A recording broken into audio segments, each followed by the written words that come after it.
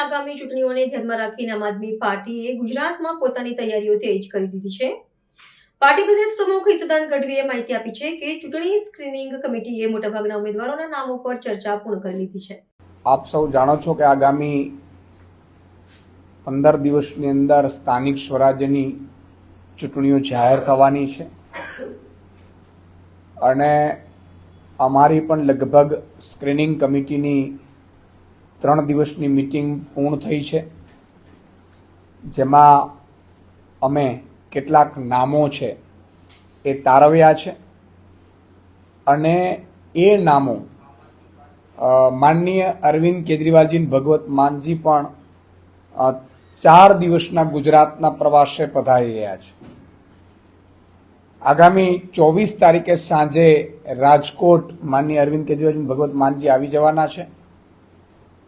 ત્યારે ભગવત માનજી અને અરવિંદ કેજરીવાલજી બંને નેતાઓ સાથે અમે સ્થાનિક સ્વરાજ્યની ચૂંટણીને લઈને પણ અમારું પ્રદેશ નેતૃત્વ છે એ આખરી ઓપ આપવા માટે મીટિંગ કરવાનો છે.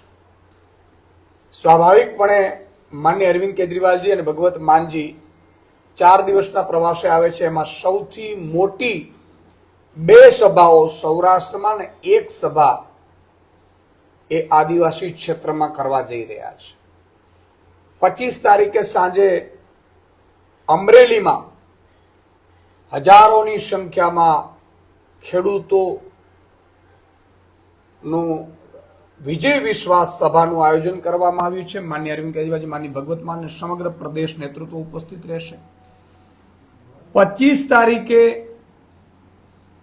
અમરેલી બાદ 26 તારીખે જામનગરના લાલપુરમાં માનનીય અરવિંદ કેજરીવાલજી ભગવત માનજીની ઉપસ્થિતિમાં વિજય વિશ્વાસ સંમેલન એ ખેડૂતો માટે ખેડૂતોના પ્રશ્નોને લઈને રાખવામાં આવી છે, મોટી સભા. અને ત્યારબાદ દાહોદમાં 27 તારીખે સભાનું આયોજન થશે.